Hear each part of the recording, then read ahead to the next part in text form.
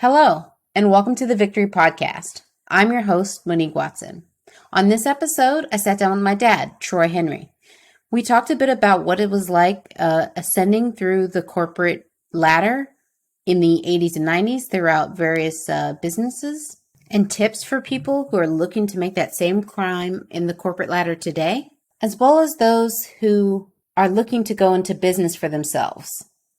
Stay tuned, and thanks for listening. Good morning, good afternoon, good evening, depending on when you're listening to this. I'm your host, Monique Watson.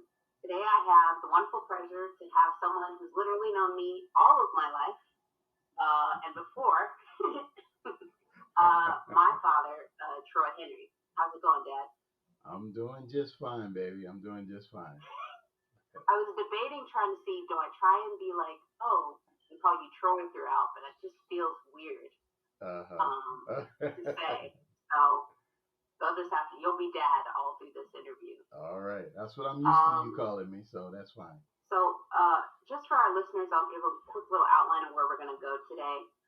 We'll talk a little bit about my dad's background, some of his educational and professional background, how it was climbing earlier in his career through the corporate ladder in the 80s and 90s as an African American, some of those challenges that he faced, what made him leave the corporate kind of world, corporate America, and starting out on his own as an entrepreneur. And hopefully he'll share a couple of good tips for folks who maybe are thinking of making that leap. And then, of course, at the end, give them an opportunity to promote any upcoming activities or just say hi and bye to the folks. All right. Yeah, let's get into it. So tell the listeners a little bit about yourself. And the how we know each other has clearly been established. But maybe a little about yourself. Okay, I am a native of New Orleans. I'm 60 years old at this time in 2021. I am a father of 5, of which my daughter Monique, who's the interviewer, is my second child. And the one that they say most resembles me from a physical appearance standpoint. For sure. I grew up in the lower Ninth Ward of New Orleans, and then subsequently moved to the Ninth Ward of New Orleans on Pontchartrain Park. Went to a high school called St. Augustine High School, which is the only African American Catholic all boys high school in the country, as far as I'm aware of. And it's been in existence now for 70 years with a strong academic focus to it. Had great years there, met a lot of friends, a lot of lifelong friends who I met and at St. Augustine. Then after leaving there, went to college in California at Stanford University in Palo Alto, California, and studied engineering, electrical engineering, and also got a degree in African and African American studies as well, 2 bachelors out of Stanford University. Met a lot of good folks there as well, really a lot of exposure to parts of the world and a way of life, a way of thinking that, being a little guy from inner city New Orleans had never really had been exposed to. So Stanford was an excellent experience, a very challenging academic environment for me, and but I felt like I was able to navigate it and exit out of it pretty successfully. Um, Left Stanford and decided to go to get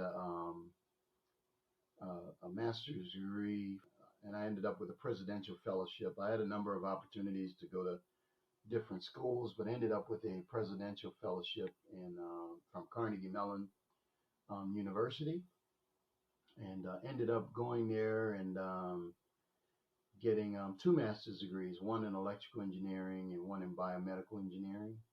So after that, I kind of decided that I would go into the corporate world and get an engineering job.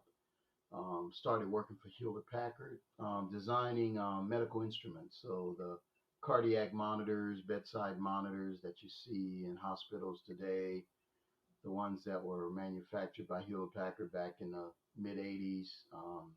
I was one of the designers of those systems. So it's kind of fun. Did that for a couple of years, and then decided that just didn't really wasn't a fan at that time of the climate of the New England, Boston area, and decided to migrate to the Washington D.C. metropolitan area, and began working for IBM there. And took a little bit of an industry change because the industry I was in obviously was the medical devices industry was one. But then I ended up doing defense contractor work. So I went to work for IBM, designing sonar systems for Los Angeles class attack submarines. Um, and that was kind of an interesting work. It was okay. Then at that point in time, I sort of decided that as I got a little bit more exposed to engineering, I decided that I wanted to be able to make decisions as opposed to just doing work. And so that's when I began my curiosity into sort of managerial opportunities. Took on my first program management opportunity at that point in time for a trainer system for the Lamps helicopter, a simulator Lamps helicopter. I was an assistant project manager for that. And then went on and took on another project management, was an educational product that IBM was developing, and I was the lead project manager on that. So got a little bit of a taste of the business side of the world at that point in time.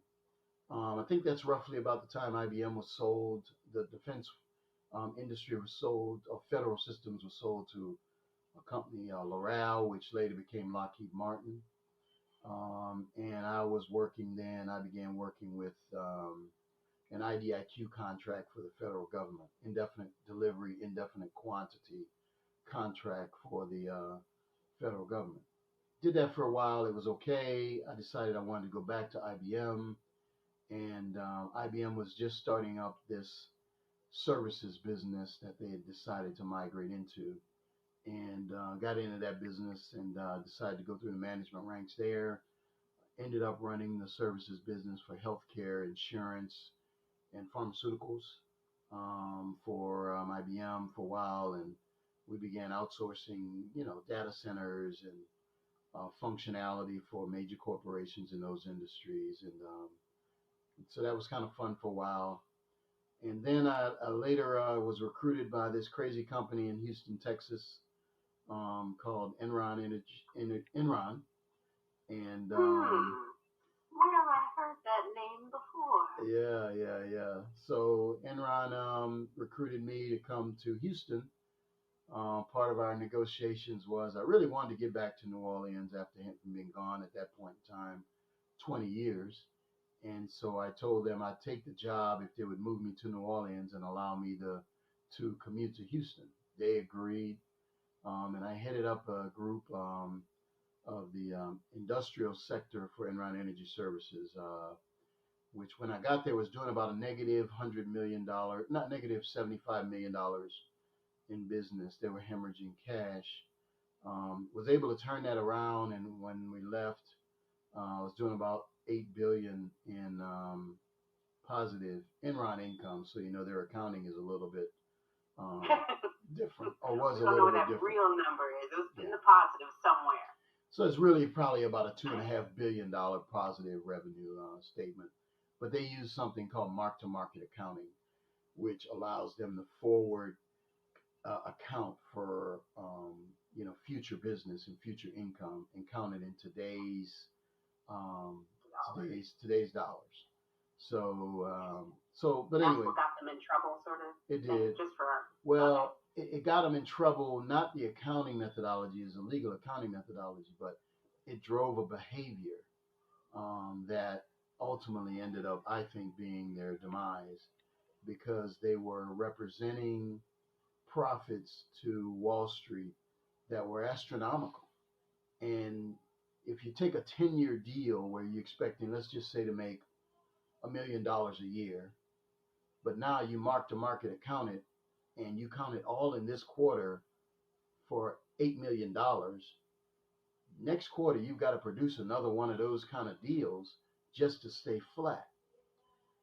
And you know what I mean? And we were growing at a rate of double digit growth per quarter. So you can only sustain that for so long until you start doing artificial things that are not proper to keep Wall Street happy with the growth curve that you'd represented to the street. And that ultimately is what ended up being a house of cards and causing a little bit of the demise. Well, I was fortunate enough that after spending roughly 3 years there, I left just before I left on September 7th, 2001. 4 days later was 9/11, in New York, 9/11.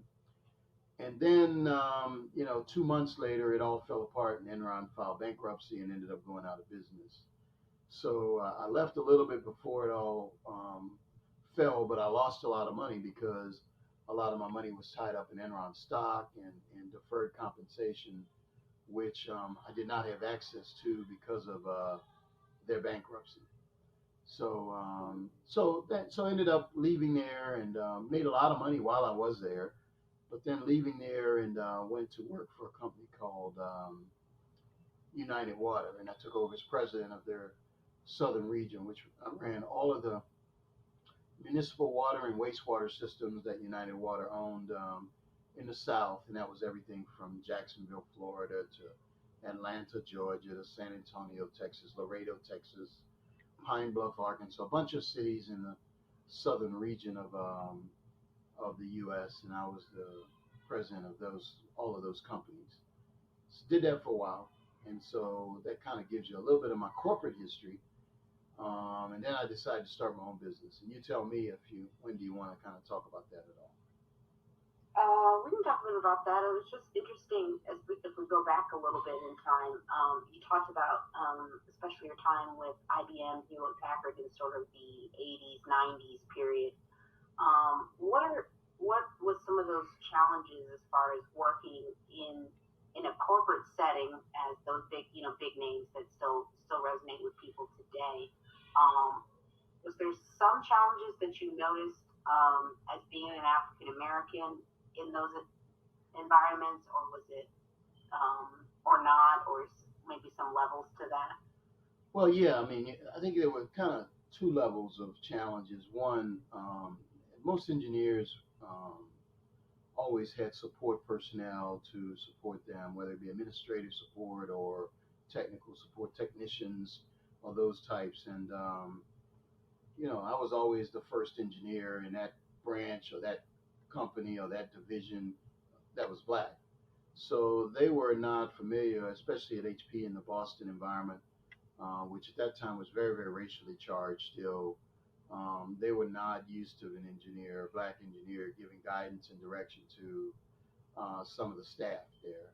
So that was a little bit of a challenge, and we dealt with it, and they dealt with it, and so that was kind of one. And then from a managerial standpoint, I think they weren't my managers and supervisors had never managed African Americans before. So for them, it took some time, and I think they tend to typecast you for what your potential is and what your abilities are. And so I was sort of a perplexing phenomenon because I went to a school, one of the most prestigious schools, whether it's Stanford or Carnegie Mellon. Most of these guys did not. They went to more state school oriented. So for them, it was a little bit intimidating. They didn't know kind of what to do with me. And same thing at IBM when I got there. It was mostly state school engineers working on projects, smart engineers doing a good job. But now you get this guy from these highfalutin schools in the mix, and they're not sure what to do with me. And so I had to deal with a little bit of that for a while. And then when you start demonstrating the desire to do more, that even more so gave them,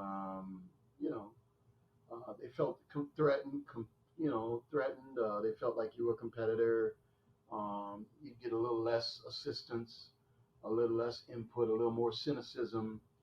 Um, but I think the main thing for me was that I think you got to find a sort of a sponsor or a mentor that sort of can help guide you through the challenges. And then when the executives are in the room deciding who's going to get promoted, who's not, who's going to get this opportunity, who's not, hopefully you've got somebody in the room that can vouch for you and is willing to fight for you, as opposed to you just being another name on a list. So yeah, that's how it went. No, awesome. So as an engineer, there was a level of competitiveness that was it's a little more subtle, but at the same point in time, it was there. Just because they were most of the cases they were just unfamiliar with. They were used to laborer types, African Americans, and not professional engineering types. So that was sort of part of the phenomenon that I dealt with. As I started having a management interest, that's when you're now not just competing against engineers, you're competing against MBAs, you're competing against other finance types who are all believing that they have the ability to manage certain aspects of a business. But similar dynamic, and I think it was important to be able to understand people well enough to navigate through that. And I think I had pretty good people skills, part of which I developed because I started a business on the side and really kind of helped hone my business skills as well. Right. Did you find once you sort of got into these management roles, as you mentioned, kind of more not quite later in your career, but past the kind of tactical, taking projects, implementing them on the ground level, so to say, and you get into this more managerial space. What things did you notice some differences that you see once you're starting to be in these kind of rooms where some of those decisions and conversations are happening that you referenced earlier? That you, I guess, early in your career, you're hoping you have an advocate, and then switching to the role where you kind of can be that advocate, where there's some things what is that like for people? Because a lot of times, I mean, I can speak for myself now, sort of entering that management space, and it's a different space when you're actually in that room and understanding what those conversations are. And I'd just be curious on your take on, and not naming necessarily which, where, and what rooms and whatever, but sort of what are some of the, or whatever you feel comfortable. Kind of what are some of those moments and what types of conversations that you notice that happen in those rooms, the rooms where they happen, right? To quote Hamilton.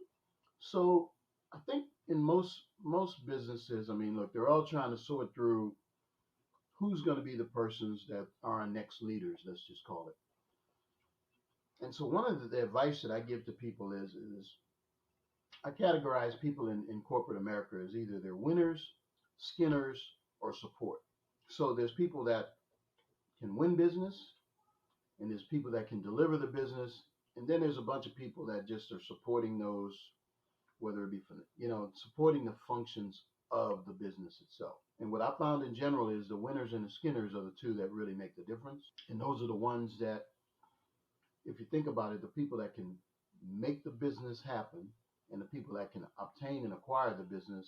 Most companies feel as though they can find somebody to come in and do the support things, whether it be accounting support, whether it be HR support, whether it be, and nothing against any of those disciplines, but if you can deliver and execute and you can capture business, those are the two skills. And to be able to have both of those skills, I think becomes most important. And so for me, I looked for management opportunities where you could get the exposure so that you could check both boxes. Because if you can do that, you can really run the business. You can not just be in management, because you can be in management and you can be the head accountant, the manager of the accounting department, and that's an important function to do. But I had the desire to be the person making the decisions, the final ultimate decisions about the business and what was going to occur in those businesses. And that skill had to be acquired as a result of experience in capturing business, as well as that skill of actually executing and delivering on business. So I've always told people that, support functions are important and they're necessary in their career. You can have a meaningful career. But if ultimately you want to run your own business, run a company, want to do things that will, you got the entrepreneurial spirit, or you want to run that business that you're working for, I think you're going to have the skill set of the commercial skill set, as we call it, because those are the folks that drive the business and really make things happen. Does that answer your question? No, I think it does. It's really, really good and interesting way to think of it, and to really understand the whether it's a huge multinational corporation or a larger local, what have you, sort of how that's structured and how it's important depending on people's aspirations and their desires, right? Yeah. It takes everybody to make the business successful for sure. It does. But it depends on what you want to do and what someone's aspirations are, and sort of that's the kind of three buckets, right? The three maybe some good ones. I'll definitely add those into the show notes. And so on that, you my aspirations were to be at the top. It wasn't just to be in management. It was to be the ultimate decision maker in this corporate field, which is a price to be paid, and then there's most of these major corporations, there's a relocation component to it. There are a lot of different things that go on to proving and demonstrating not only your skill sets, which we talked about, winners and skinners, but also your commitment to the business. And so, those are all the prices that you're going to pay if you want to be at the senior levels of the corporate world. For sure. So as you talk a bit about the entrepreneurial spirit, you talk about managerial levels in United Water and Enron and sort of these big companies, and sort of a place where a lot of people would be like, that's great, and that's what I want to do, and kind of tap out there, maybe move up another tier past president of the South region, maybe you go to whatever the next tier would have been. What kind of made you say, I want to do this, not this, but I want to branch out on my own and start my own business? What was that was there a defining moment, or was it just a general undercurrent that just grew over time?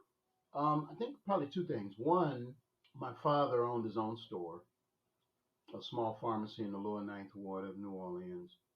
And he was always a person that said, you need to be your own boss. And so, after going to school in many ways kind of conditions you to get a job as opposed to be an entrepreneur. And so I heard my dad, and he said, be your own boss, but it always resonated in the back of my head. When you've spent 20 years in the corporate world and, worked 25 years, I did actually in the corporate world, and you worked in a bunch of different places and stuff like that, you realize I was president of United Water, my boss was the CEO, but he had a boss too. He had a board, and we had a parent company that owned the company that we were, that was based in Paris. And I just realized that you were always going to have the ability of somebody tapping you on the shoulder, telling you, you didn't do good enough, you did good, this is how much you can make, this is how much you can't make. And at some point in time, I just said, you know what, I felt as though, I could do my own thing. I had the skill set, the knowledge, the ability, had demonstrated at the highest levels that I could do it. So why do I need to do it for somebody else when I could do it for myself? So that was sort of one. But then two, there was a unique circumstance that happened when I had that inkling. But while I was at United Water, one of the companies that I was running a little small, in addition to running all of the utilities throughout that area, we had a little small company called United Metering, which was a small company that installed meters for municipalities, water meters principally for municipalities all around the country. I had just gotten to the point where I'd really had enough of the corporate game. I had an office in Atlanta, an office in New Orleans, and an office in New Jersey. My kids were growing up, and I was just all over the place. And I decided I wanted to kind of do my own thing, and but I hadn't found the right opportunity until we started talking about making the decision to sell United Metering. United Water did, to raise some cash. And so we made the decision to sell it. And at the same point in time, the Sarbanes-Oxley's rules were very strong at that point in time. So I couldn't be an officer inside of United Water and buy a company that was an asset of United Water. So I talked to the Go ahead. And just for context, those rules are around like SEC type rules? Yes. Or I don't know where that comes Those from. are SEC rules, much of it as a result of the Enron debacle. Okay. Funny that you have that thread to tie it together. Yeah, so it's kind of interesting. So as a result, I stepped aside from United Water, so I knew what the value of the business was at the time, and I stepped out and left, resigned, so that I could buy the business. And so it had to be an arm's length transaction. So what was crazy was I kind of told the folks at United Water what my strategy was to to take that business and now make it a minority owned business, and we'd be able to pursue other opportunities as a minority business that we may not be able to pursue as a majority business. And so, in the process of doing that acquisition, I guess some of my colleagues or former colleagues, like the CFO and those folks, realized, wow, Troy's going to blow this thing up and make a lot of money with it.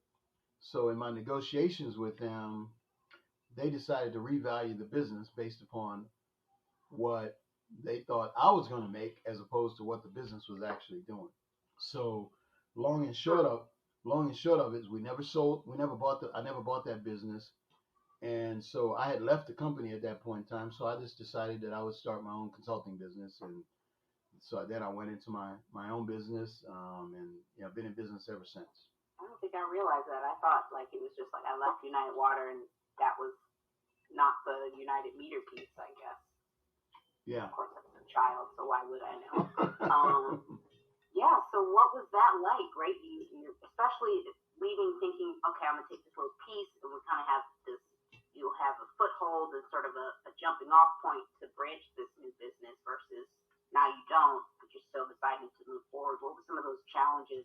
Especially starting out, you've been in business. That was probably what year that occurred? This would have been 2003, 2004. Okay. So I mean, it wasn't. Some people might say was it unnerving. Not at all. One, I had money, so I wasn't worried about how am I going to feed my family. Two, I had relationships. I knew I could always get a job. Throughout my years in industry, and I had a little bit of a reputation that people knew that I could perform at certain levels. So I was never quite worried about that, even though many people had been sort of stained with the Enron badge. I never really kind of got that stain. One, I left early, and then two, I went right in another corporate world, and I never really wore that scarf like some people who lived in Houston did. I was living in New Orleans, so it just didn't stick to me for some reason. So I always knew I could get another job. So for me, doing it, I felt very comfortable. I was at peace that I could do it. And then it was just a matter now. Okay, what am I going to start consulting in? And so I think the first project I did was with a project here in New Orleans with Lowe's, the home improvement company. They wanted to have me to do some market development work. Then I decided to go after a fairly large project with the city of New Orleans for energy efficiency program, and got involved in that and the bid. And there was a lot of controversy associated with the bid because some of the politicians were trying to bid rig it so that I couldn't win it. So that got in the news, made a lot of news and stuff like that. And we finally were in the process of actually getting that contract, and then Hurricane Katrina hit. So we really had to start all over again after Hurricane Katrina. And but we got some contracts and projects, and our signature project, I think, early on was we were selected to design a recovery plan for the city of New Orleans after Hurricane Katrina. Which, if you understand that, that means the city really was totally devastated, and all of a sudden now they didn't know how to reconstitute itself. What do you do first? I mean, people were living all over the country. All of the infrastructure was damaged. There were no schools to go to. There was no roads. Most of the roads weren't properly functioning. Everything was dysfunctioning. And so you needed a plan on how to get the residents back, how to get the infrastructure back, how to get the city back fully functioning. And there were a lot of agendas. There was a racial component to that where a lot of whites who were in the high and dry portion of New Orleans that didn't want all of the blacks to come back. They wanted it to become a majority white versus a majority black city. So there were a lot of different things around equity that we had to do. So we were picked out of, I think there were about 25 bidders that bid to design the recovery plan, but we were selected, did it, and we did it with a 93% approval rating of the residents, which just thinking about it, getting 93% of the people to agree on something like that. And it was very charged, very racially charged. But we really brought everybody together, and were able to get everybody a consensus on on how the city should recover. After that, we started growing the business, and other things happened, and projects would come and go, and we'd win some, lose some, and we kept growing the business. And then later we started buying businesses as opposed to just managing projects. So now we have what we call a ventures portion to our business that Henry Consulting manages, in addition to projects that we consulting projects that we do. Wow, I'm just thinking, especially nowadays, 93% of anybody being approving of anything is really challenging. So, and especially something as important as recovery of one of America's greatest cities. So yeah, not only was it important, but it was emotional, because right. There were people who all they ever knew was New Orleans, and now were forced to be displaced. And for a long time, they had no guidance on when and if they could return. And so it was very unnerving for them. And as time drew on and on and on and on, and nothing was happening, because they had a couple of other planning efforts that had failed and just caused more anxiety and more angst for people. One of the planning efforts said that they were going to convert most of the African American neighborhoods to green space. So those people that had lived in homes and neighborhoods for a long time, like where I grew up, weren't going to get to come back home. And so there was a lot of controversy. So our planning effort took over from a lot of controversy, and we were able to do it. Our planning effort ended up going to Congress and the state and Congress, and ultimately being approved. And it brought a lot of momentum and confidence back to, especially the displaced residents, to have a vision for how things were going to, the city was going to reconstitute itself. And I'm sure you, as a native New Orleanian, felt especially emotionally with that, right? Because you too were impacted by Hurricane Katrina. Yeah, well, personally. While I'm helping develop this plan, and we were the prime contractor, so having an African American firm be the prime contractor was a big deal as well. There was a lot of controversy about that, because some blacks thought it was a great idea. Some blacks thought maybe we didn't have enough experience. Some whites thought it was a great idea. Some whites thought we didn't have enough experience. And we had 14 subcontractors with us, and so it was a complex management challenge. And we were trying to connect people and collect planning input from 32 different cities around the country, which were where the concentrations of New Orleanians had sort of been dispersed to. So yeah, it was a challenge, but it was my home, so it was one way you just couldn't blow it. I couldn't afford to blow it. So we did it right, and we did a good job, and I'm very, very proud of what we were able to accomplish, and I think you'll get nothing but positive, favorable feedback on the work that was done, and the results just kind of speak for themselves now with the city. Absolutely. So, what would you say? Probably one of our last questions, because I don't want to tarry with you too long, because I know you got plenty of running around and stuff to do with my two little brothers and all that jazz. Yep. So for folks maybe if someone's listening to this who's in the corporate space, sort of maybe had a similar or wants a similar career path to you, and maybe is at a point where they think, I'm ready. I think I have the skills, abilities, so on and so forth to make that leap into entrepreneurship. What are some of the things you would tell a person like that if they're starting out? Some tips or growing things or things that you've learned, right? A lot of times people will say, what would you tell your former self or things starting out? I think if you're in a corporate world and you think you've got the entrepreneurial bug, one, make sure your skills are tight and right. It's one thing to have the desire. It's another thing to have the prerequisite skills necessary to jump out there and do it. Also, make sure you've got the financial wherewithal to weather the early days, because it may take you some time to sort of build your business, your concept, your principle. So make sure that you can afford to do it, so that you're not trying to. I tell people you can't microwave wine. Wine takes time to age. A business has a maturation process to it that is somewhat natural, that you have to be able to weather that time frame. So, but you got to have a plan. And if a person is interested in doing it, I tell people all the time there's a piece of software you can buy by Palo Alto Software called Business Plan Professional. And I would tell them buy it, study other business plans that they will give you examples of, but I'd also then create a business plan for what you want to do. And it's a naked assessment that really will help you understand, are you really ready as you think you are for what it is you want to do.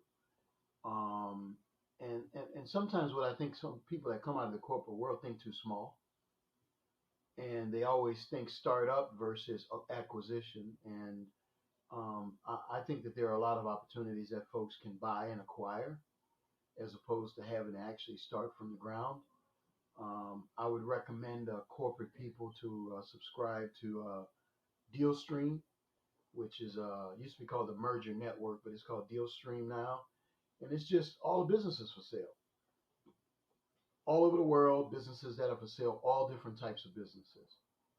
And read their plans, read their their portfolios about their businesses. So when you see a business that you might want to acquire, you've looked at enough of them to know, this is one that I've got an interest in.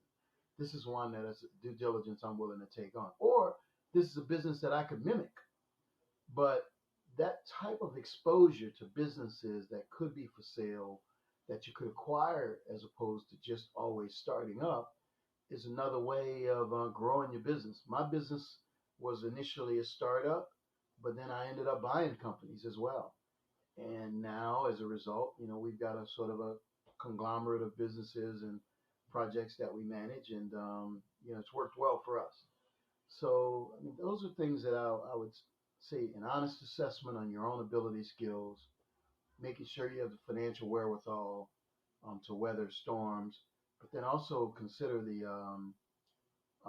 acquisition side as opposed to just the organic development of a business. Awesome. I'll be sure to include those in the show notes so people can refer back to them, and I'll probably try and find a link to the software as well. That way people can find it and download it and look at that for themselves. Yeah. Wow. This has been a really interesting conversation. To say I've known you all my life, I didn't know 75% of the details of your career. I think I knew like the companies of which you worked, but really, and sprinklings of some of the especially early career stuff. I don't think I knew the submarine things.